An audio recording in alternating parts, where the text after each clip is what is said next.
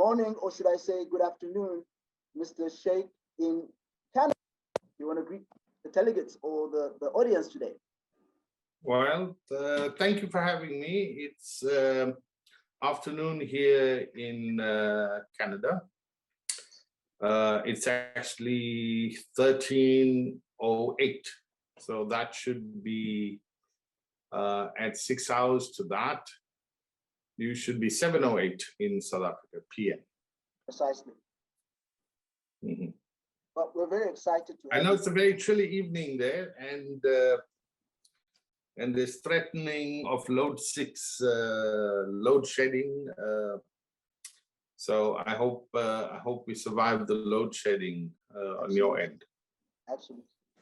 So without any further ado, I was just talking to the audience and reminding them why we have this program. And essentially, we want to just keep our spirits high, keep the mindset of us as Africans on the right path. That's why we started this program, and we've selected many, and we believe that there's a lot that we're going to learn from you as you talk to us about your journey in becoming who you are as High Commissioner of to Canada. Mr. Shaik, without any further ado, please talk to us about your upbringing, your early childhood development, your formative years. Talk to us about your early stages in life. Well, I think I come from a large family of boys, and I've written a book where much of this is there. Not to give me a punt, but you could do that later.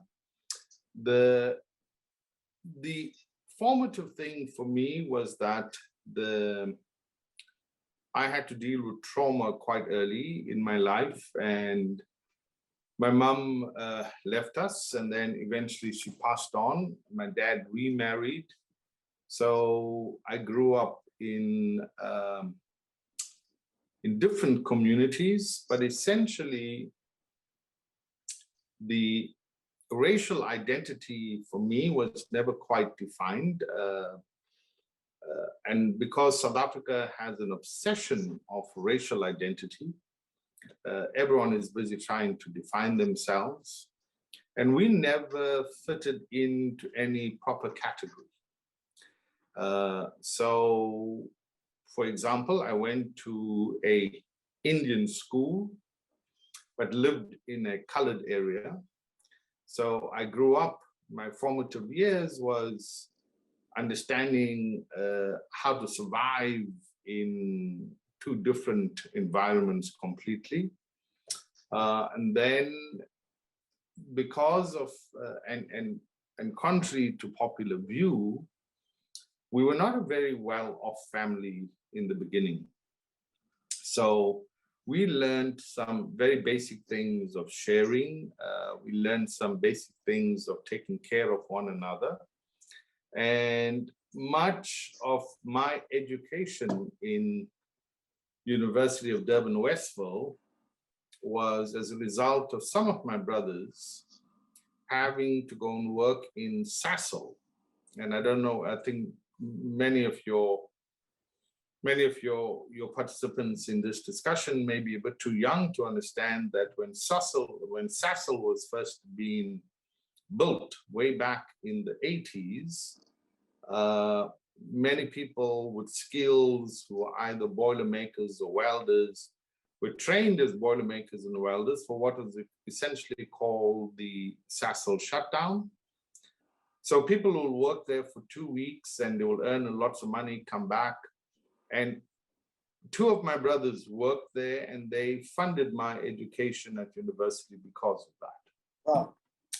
So the thing that I think was very defining for me was that, and it may be because of apartheid, it may be of how we coped under the difficulties of apartheid, that there was a lot of interdependence and a lot of community spirit in which this was harnessed. And for those who went to university, the community rejoiced it, supported them. So in essence, we were held in high esteem by the community in respect of our university studies, etc., which is not something that I think we celebrate much in South Africa today.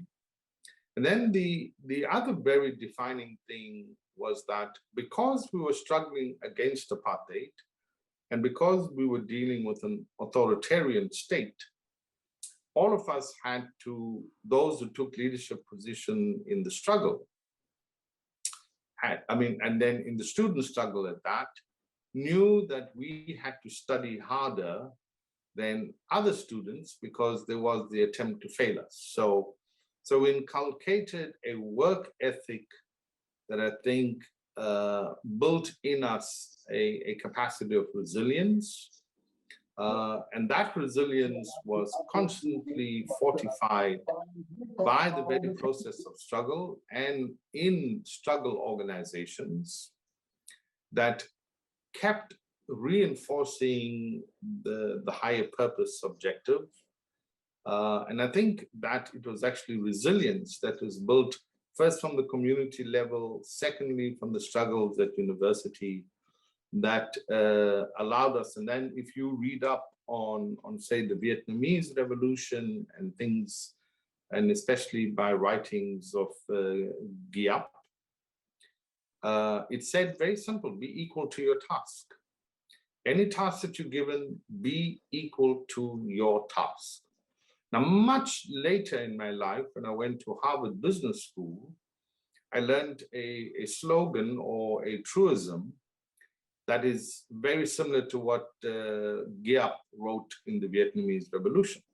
And what they say in Harvard Business School is that the skills that you have to get you this job are not the skills you need to take you to your next one. And I want us to just reflect on that for a moment. The skills that you have to get you this job is not the skills you need to get you the next job. So if you embrace that, then you would understand that every day is a learning opportunity. Every day is an opportunity that you have to improve yourself, to learn more things, to internalize that what you learn, reflect it in your work, so that you constantly shift the curve of higher and higher learning. And I think for me, that is, it is the slogan that we have in South Africa, that Isaac has arrived. Well, you never quite arrive. You arrive at a moment, and the moment of your arrival is a moment of departure to the next task and to the next learning and to the next issue. So there's no static moment of learning. So if you ask me to identify what has been the basis of my success, well, let me put it this way. I want to introduce your participants to a concept called entropy. Entropy is basically the decay that takes place in an organization or individual or in society, and it is the pull towards the fault lines inherent in either that individual, organization, or society. Let's take South Africa. We know that we had two problems in South Africa, and these two problems may be coming back. The first is the fundamental contradiction. And the fundamental contradictions in South Africa is inequality, unemployment, poverty. The dominant contradiction, the contradiction that we see, we feel, we engage with, is race. So many of us believe that if we solve the dominant contradiction, we in fact resolve the fundamental contradiction. Well, we don't. You resolve the dominant contradiction, but you still have to address the fundamental contradictions. So entropy is the pull of an individual, society, and organization to the inherent fault lines in that individual, society, or organization. So those three things I mentioned is the fault lines in the South African situation. Well, there's another word that's the opposite of entropy, which is called negentropy. And negentropy is the interventions you put in to address those fault lines, right? So at the individual level, say I am someone who is prone to, I am prone to, and we all have this in the genetic issues in us. There's a family history of high blood pressure. There's a family history of diabetes. There's a family history of genetic inflammation. Well, negentropy is the things I do to reverse the entropic fault lines to my inflammation. What is my health, my lifestyle? What am I reading? How am I educating myself about those things? What are the changes I'm making to address the fault lines? Now, society and like an individual is a balance between the entropic pull and the negentropy that addresses that. And that obviously is the problem I see in our society today. That let's just take our organizations and the dysfunctionality of our organizations. Well, no organization arrives at the moment in which it is optimally functional. It is constantly got to renew itself. It constantly has to put in interventions and energy that fundamentally changes it and does what GEAP and what Harvard Business School says. Are you equal to the task? And if you're not equal to the task, what is your negentropy? What is the energy that you put in to become equal to that task? And if you embrace that kind of approach, and that's the kind of approach I stumbled on. I didn't know about it before. I stumbled through my own learning to it, where I, at an individual level, that we must be aware of our weaknesses, not so much of our strengths. It's our weaknesses that we must be aware of. We must be aware of our fault lines, and we must take constant steps to address those fault lines. So let's take, for example, coming here to Canada. So whilst the training at DERCO has been very extensive in all the diplomatic issues, it is required for me to understand Canadian society. It is an obligation on me to read up every day about Canadian society, understand Canadian society, see where there are opportunities for South Africa, and then be able to, because I've learned the environment, be able to develop programs, etc., that improves the relationship and enhance trade between South Africa and Canada. So the point I'm making to your audiences, and I'm doing this in the context of leadership, that in order to lead others, you first got to learn how to lead yourself. And once you master the understanding of learning how to lead yourself, and essentially leading yourself is about overcoming the inherent fault lines in you and building resilience, or in the words of other people, building anti-fragility, and developing anti-fragility as a philosophy in life. Wonderful. And I think wonderful. that's what I want to put to your audience for discussion. No, that's a very, that's a mouthful, but it's a lot of nuggets that we're picking up from you, sir. You talked about self-leadership. You talk about identifying or addressing the fault lines. And I think in the context of where we are as a country, context of what we are seeing as far as the many social ills. You know, just the other day, we looked at a situation in East London where 22 young people lost their lives, and that could have been prevented, you know, if the right leadership structures happened within a community. We look at our current situation when it comes to corruption in the business spaces where people are giving out, you know, brown envelopes, you know, and that is the order of the day. You know, as an SMME consultant, I get this feedback every day. You know, people come, you need assistance because if you're not giving out drum envelopes, you are merely sidelined. So in the context of South Africa, having all of these challenges, in the context of Africa being compounded by the challenges of COVID even, so people who are faced with decisions daily that are pressed and are finding themselves having to compromise on their values. What can you say?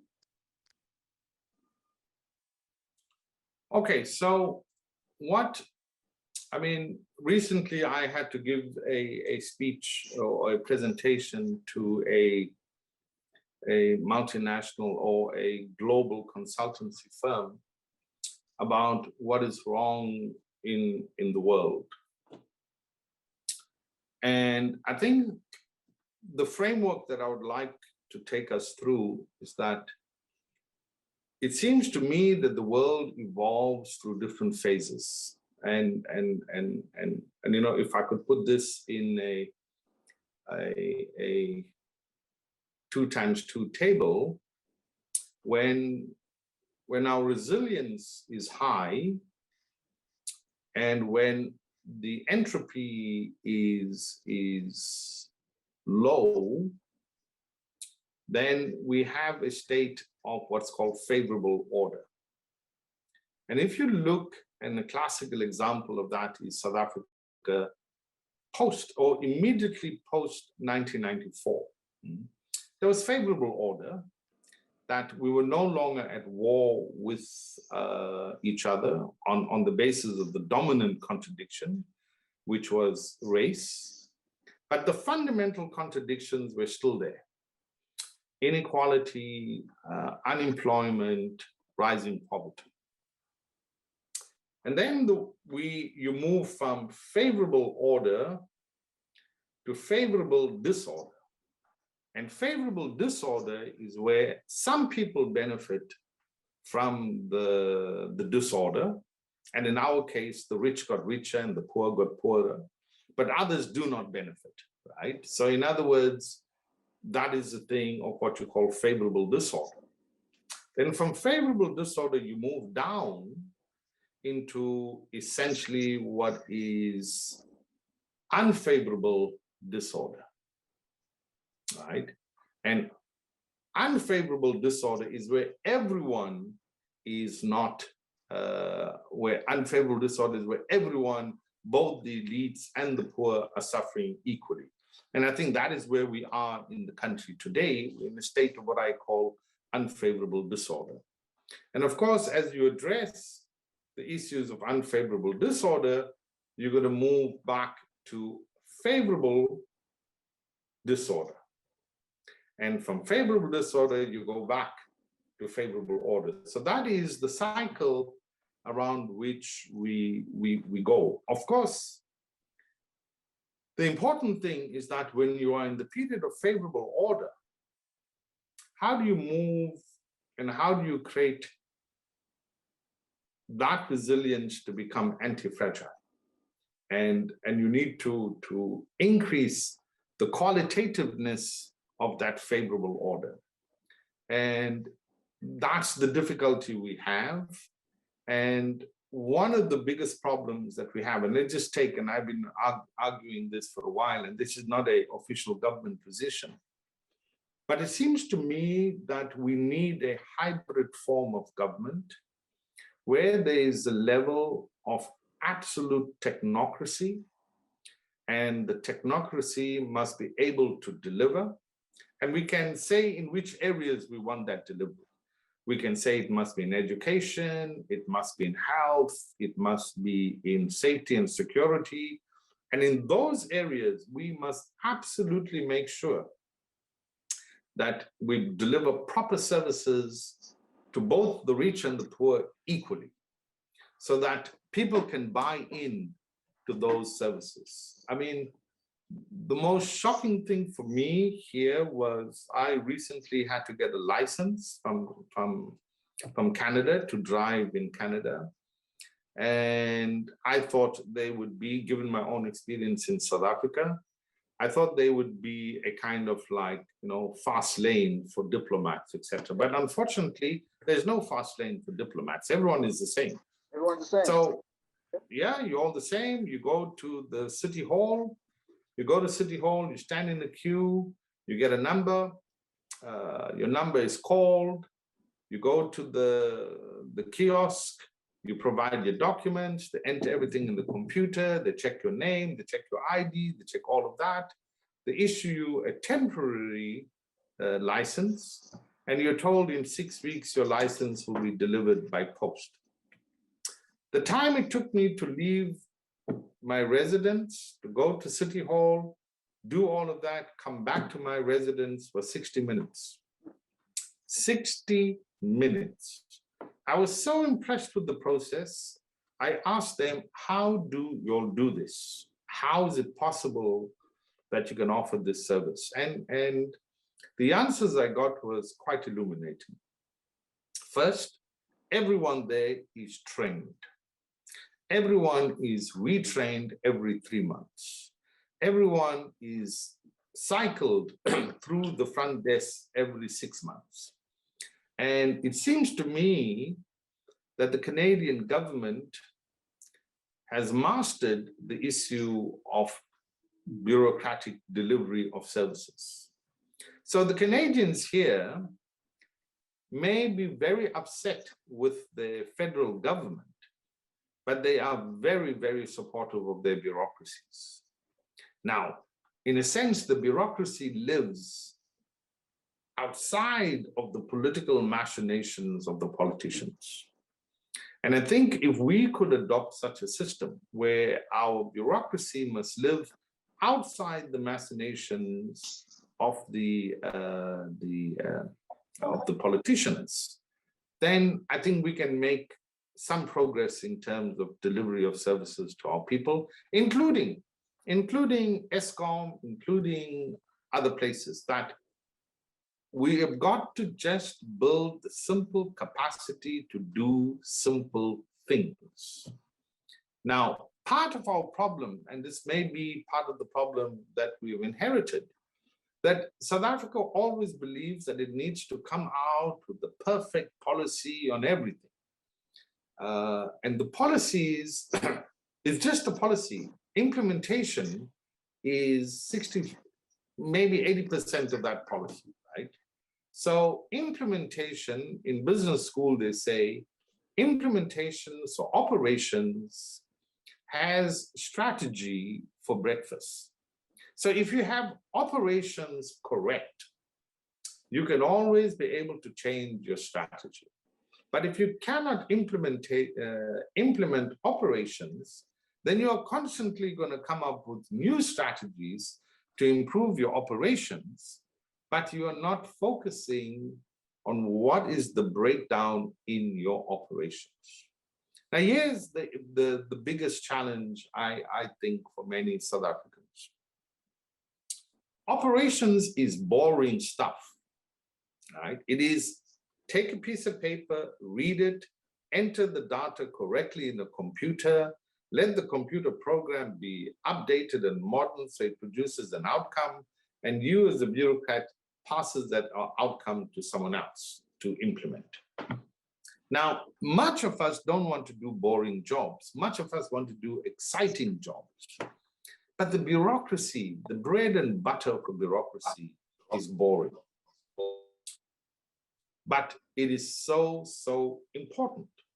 It is unacceptable for me still in this day of technology and so forth that we have the kind of problems that we have. Let me give you one problem I am having. So when I came to Canada, I sold my house in Pretoria. Now this is 6 months ago. I am still receiving bills from Tshwane about electricity that I owe to Tshwane municipality. And no matter how many times I contact someone to do something about it, the problem just gets worse and worse. And it is mind-baffling for me that in this day and age of technology, we cannot solve simple problems like that, right? So I understand the frustrations of South Africans, and I think what we have is institutional dysfunctionality. And I'm not saying all of that institutional dysfunctionality is a result of corruption or is a result of anything else other than the fact that the environment in which we live in South Africa seems to perpetuate inefficiency rather than the environment identifying the inefficiencies and being able to resolve them in a systematic way, right? So, would you say that's a function of lack of training of government or municipal employees, or would you say it's also a function of not being skilled in certain areas? I think Isaac, it's a combination of things. Just want to paint the picture in terms of what the audience profile looks like. We have a retired judge from the US on the line. We have a futurist who has a master's degree in foresight. We have architects, and all of these people are above 45, I would like to imagine. We have banking executives on the line. We have architects, and can you just scroll down? And also we have people who are based all over South Africa. Some representation in Cape Town, but large concentration of people are here in Johannesburg. I just needed to give you that bit of you in terms of the profile of the people. Now, there will be some questions that are going to be coming from the floor, but I just thought, let me sensitize you to the profile of the people. Oh, thank you very much. Yeah.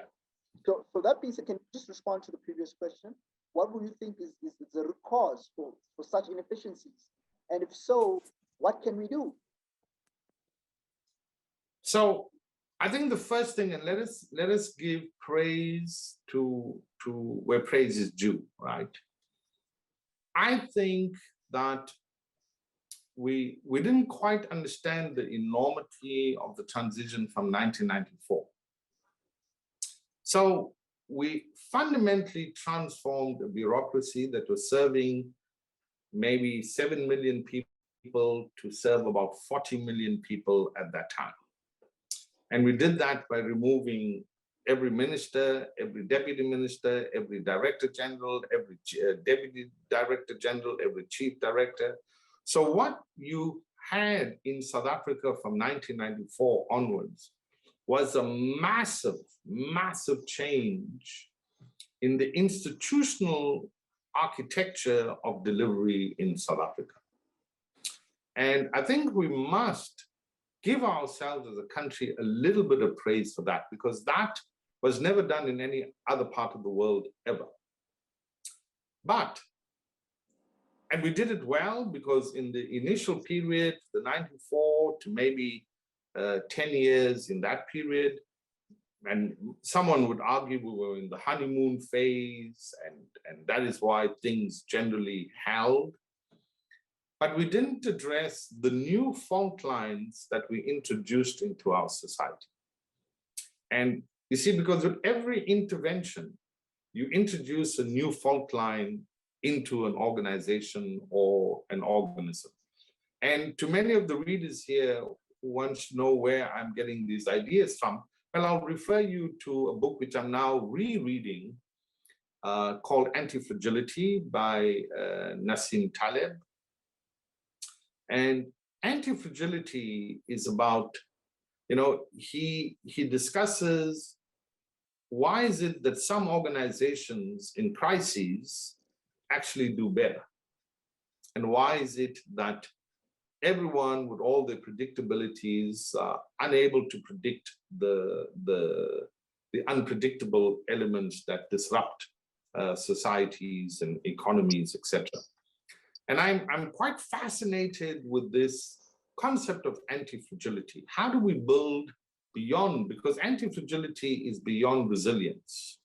And I think one of the problems in applying anti-fragility to what happened in our bureaucracies is that we really believed that the interventions we were making were going to be the interventions that were going to carry us through constantly towards success, right? And it brings us back to the Harvard Business School or the Vietnamese GIAP's concept that in order to, the skills that you have that gave you the job that you have is not the skills you need for the next job, right? But then we can do the same thing. The skills that we have to address the fundamental problems of 1994 were not the problems, were not the skills we needed to address the 2004 issues. So the organization renewal and building capacity within government and in broader society were not enough. Now, added to that is another problem, that we focus too much on what we need to do, what we need to change, and we hardly ever focus on how do we do that.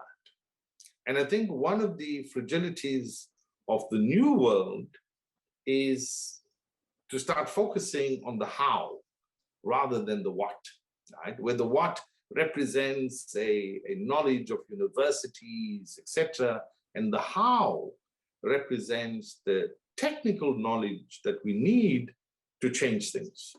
I see there was a question that came up by, what is the name of the book? If you give me a second, I will get the book and show it to people here so that they would be able to get the name properly down. The first one is by Nassim Nicholas Taleb. It's called Anti-Fragile. Have we got that? Anti-Fragile by Nassim Nicholas Taleb. Okay. And the second book, which I want to introduce your readers to, is Restarting the Future. Restarting the Future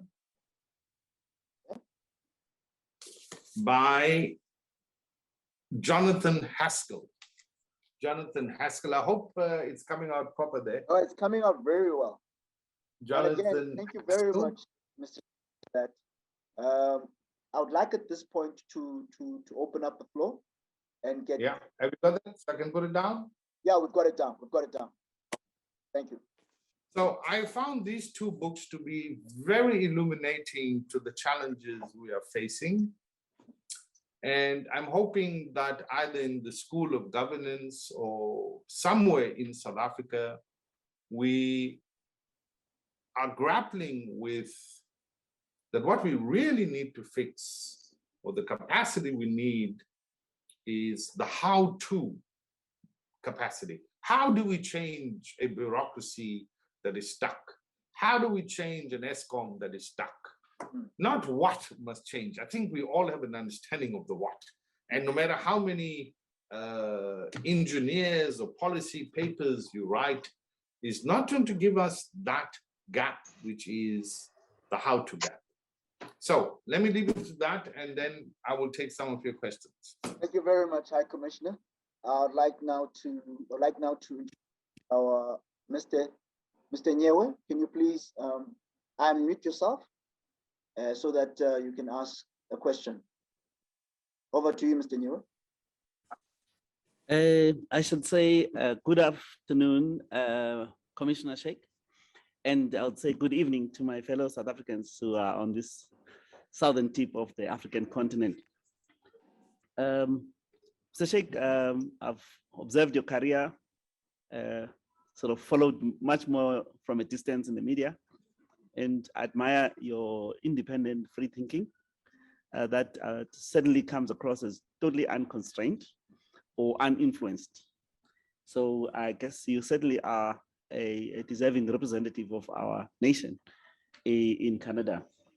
I am very, very enlightened by your concepts that you quote from GIAP, be equal to your task. Also the concepts of anthropy and negatropy, you know, and I'm not gonna repeat what you already said. I want to put a proposition to you and sort of test your view on it, that South Africa's problems are systemic in that coming out of let's call it a liberation kind of struggle, those who brought us here certainly don't have the wherewithal to take us there. Very much like Moses not really getting to the promised land. But it does seem that there is no such realization amongst the current leadership, because the constant mantra is tried and tested leaders of the struggle. But all of that is a rear view mirror view of people's capabilities. Whereas the front windscreen view should be the one you put your finger on. How do we get to the future that many have died for?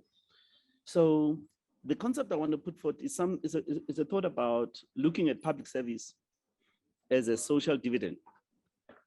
You know, there's the SASA, where 18.4 million South Africans earn every month, 33% of the population. Really, how we do that is amazing. But the concept of service, public service, as a social dividend, in my view, ought to guide every civil servant, including those who receive public services. Because unless we have that manner of thinking, we don't really know when we are delivering a service. The physical delivery of goods and services in people's doorstep is totally representation of what ought to be. That's the proposition I'm putting to you, just to say, how do you relate to that concept, if at all you do? Thank you. High Commissioner, can you please respond to that question? So, Mpati, I want to thank you very much for the kind words. I think that has been my singular weakness, that I have always pursued an independent mind. So I always had to fight for leadership. I was never given or offered leadership, but that did not bother me, because I always believe that the mantra that we should follow is be equal to the task. If we can just focus on being equal to the task, we will solve much of our problems. I want to agree with you further that, I am also philosophically going to the question that the organization that gave us liberation may not be the organization that gives us an enduring delivery of services.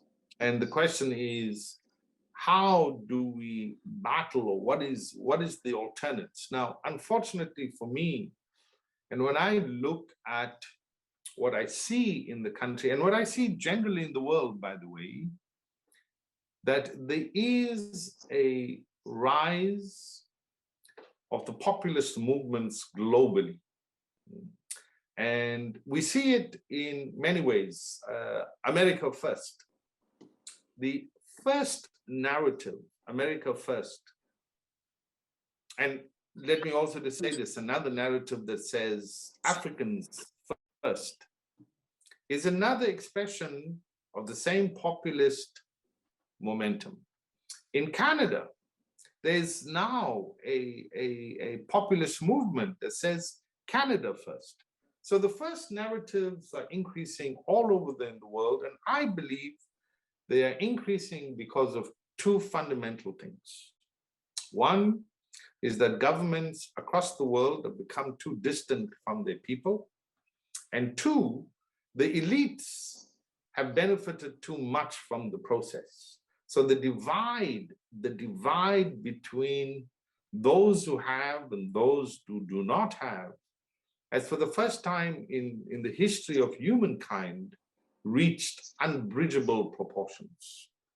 So those who have can actually live a global citizen life, and those who don't have are trapped in the local geographies that is governed by inefficiency, neglect, etc. And what we're having is then the rise of populism the world over.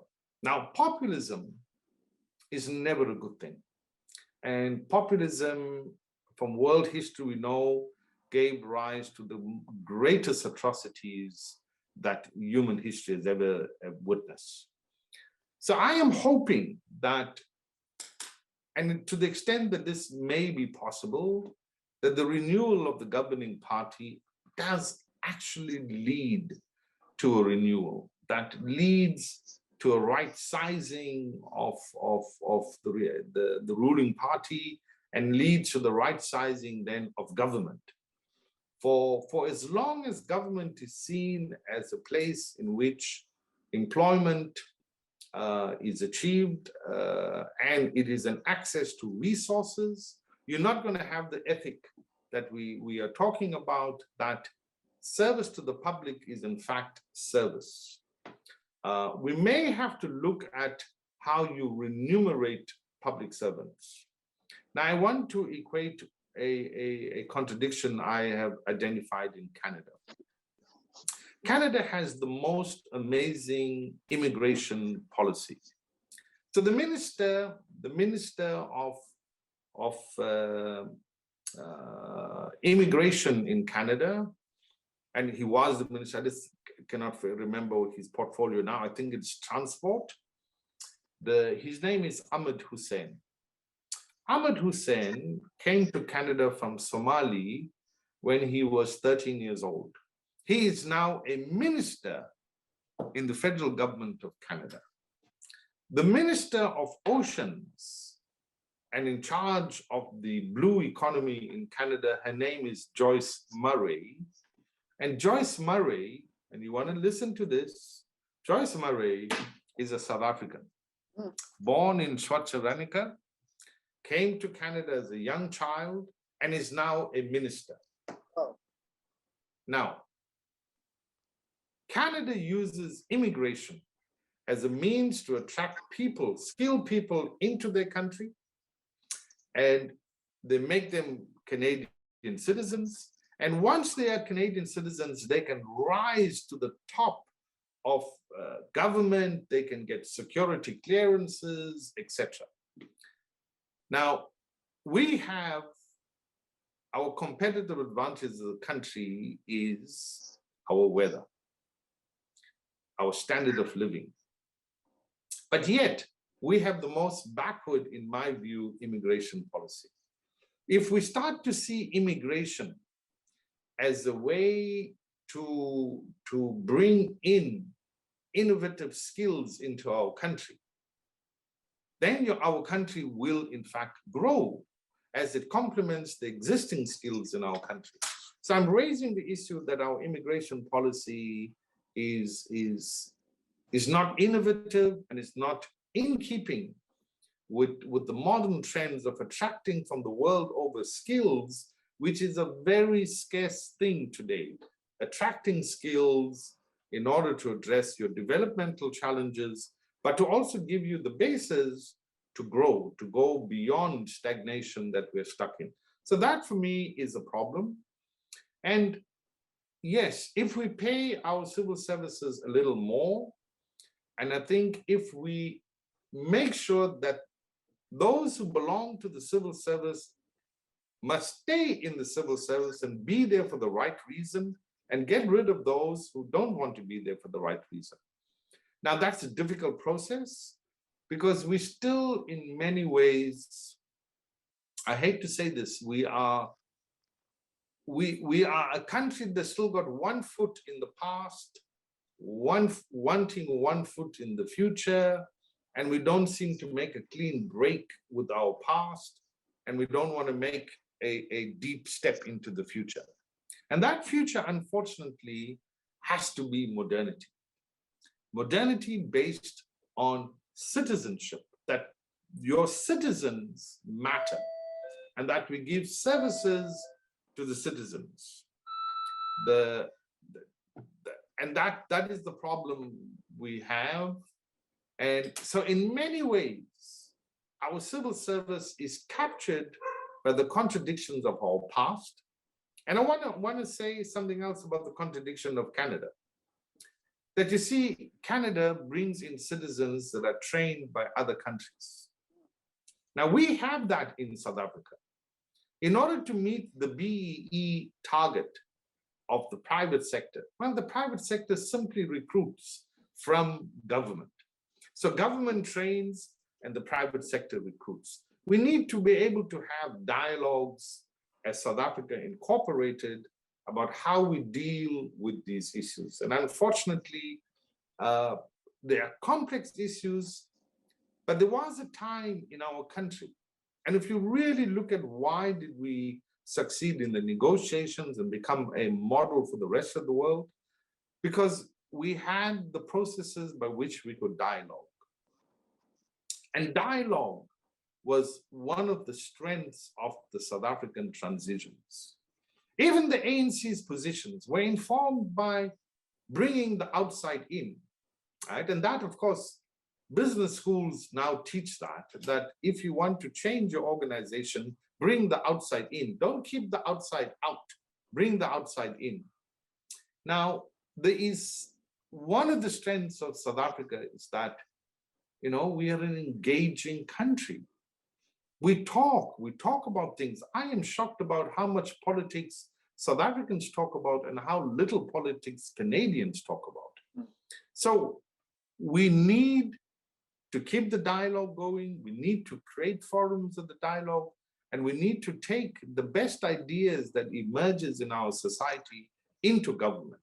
But for that to happen, government must lose its arrogance. And that's a fundamental problem that I have, that stop the blue lights, stop all this, you know, blue light parade, and just make sure that the ministers are ordinary human beings in touch with what is happening in their society.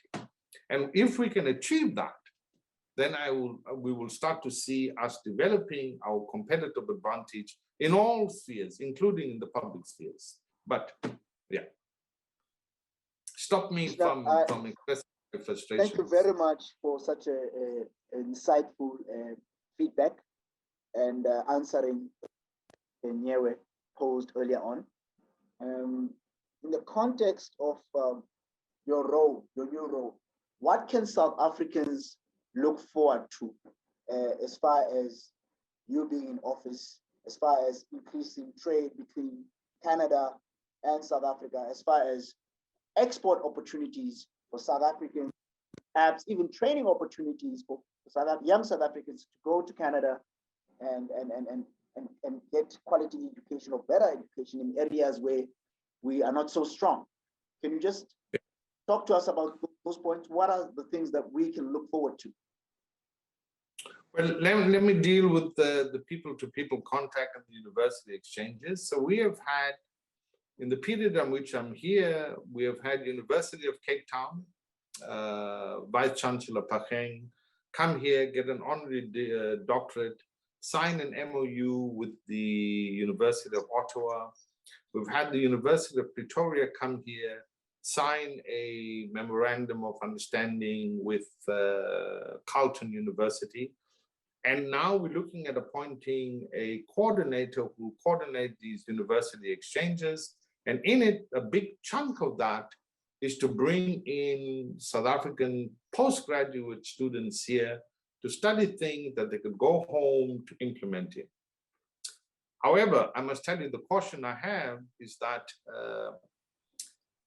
Canada recruits students when they come here to stay in Canada. So I want to caution that when people come here, they must have their ticket to go back, because otherwise we're going to lose our, I can't be part of the brain drain of bringing great South African minds here to stay here. So that's the one area. The second area is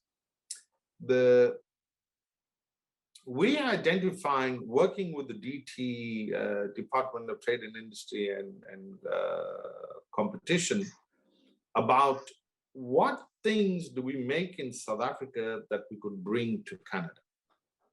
And then how do we attract Canadian capital to come into South Africa to join venture with South African companies to build, and especially given the African Free Trade, Continental Free Trade Agreement, in order to take advantage of the market that is opening up in Africa.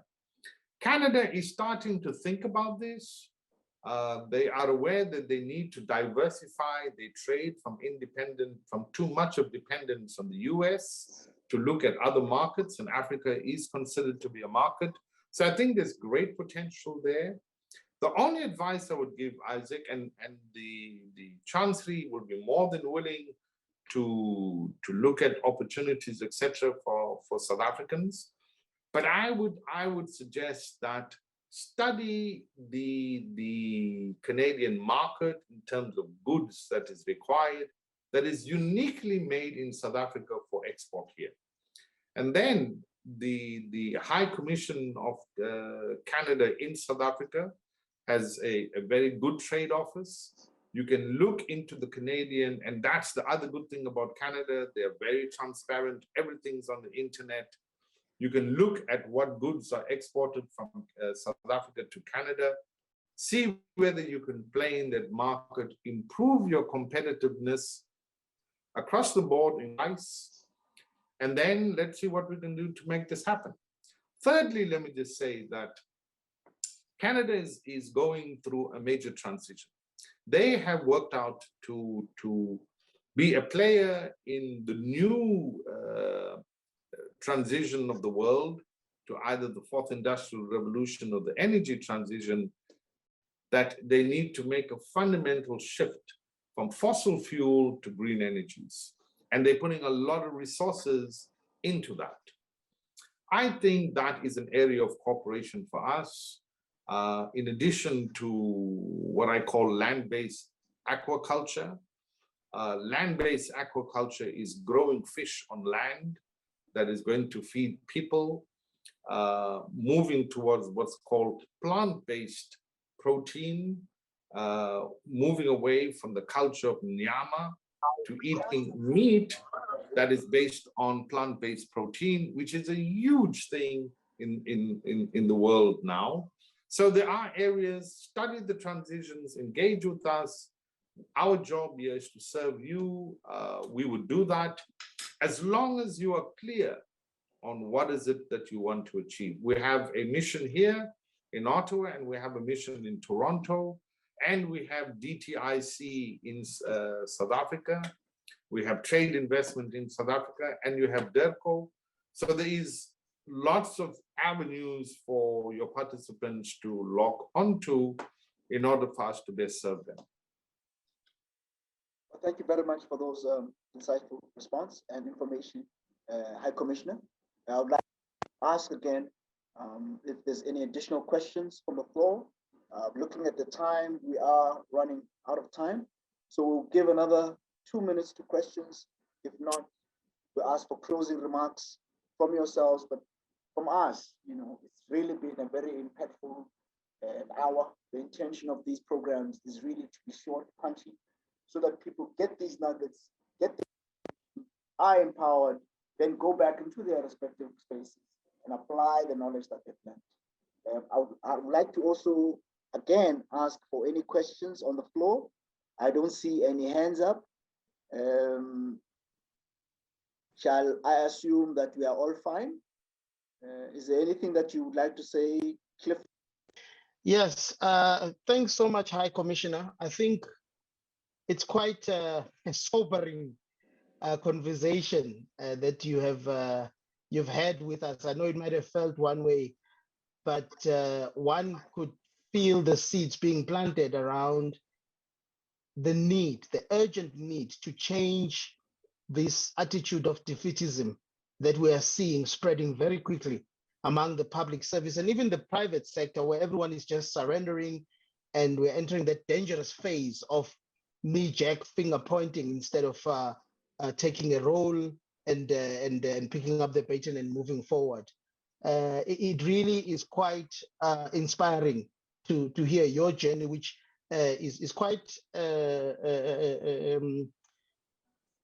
resonant in South Africa. I mean, we're not that far from where we were about 30 years ago. And to see also that from that can emerge worthwhile reflections on the real and fundamental issues and how do we move forward from them. So I think I would like to thank you so much for that. Uh, I'm glad this is being recorded because I think others need to hear this voice because we just have so much negativity flowing, and most of it came this afternoon, and I think it has triggered a very particular thing, you know. So it started with level 6, and now the second case of monkeypox. So you can imagine where we're headed. So thank you so much for that, and thank you so much to Isaac for inviting us to this. Thank you, sir. Thank you very much, Clifford. Clifford is also one of our allies and friends of Africans in Leadership. He is a senior manager in one of the investment promotion agencies here in the province.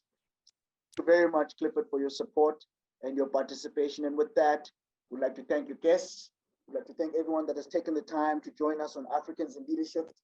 There is a request, High Commissioner, for a part 2 to this conversation. I don't know how your availability is, but I do want to say it upfront that other people were able to join. Initially, we had about 500 people that had expressed to join today's session, but due to load shedding, they were not able to participate. So there has been requests for us to have a part 2 of this session, but I think we can liaise and look at our diary, see how we can take this conversation forward. Isaac, you know, I love you very much. And you know, you're one of the few people who can like get me to do these things. I'm normally resistant to it. Yes, sir. But not a problem. I will commit publicly to everyone here that we can do a part 2. And yeah, all I will do is just share with you what I'm reading, what I'm thinking, how I'm grappling with the same things that you are grappling with, even though I'm so far away. Because 4 years is a very short time. And I too am asking the question, how do we address South Africa's fragility?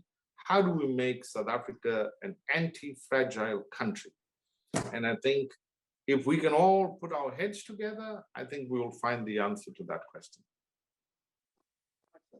And have a great, take care. Thanks, everybody. Ciao, Cheers, ciao. everyone. Bye-bye. Bye-bye. Bye. Bye.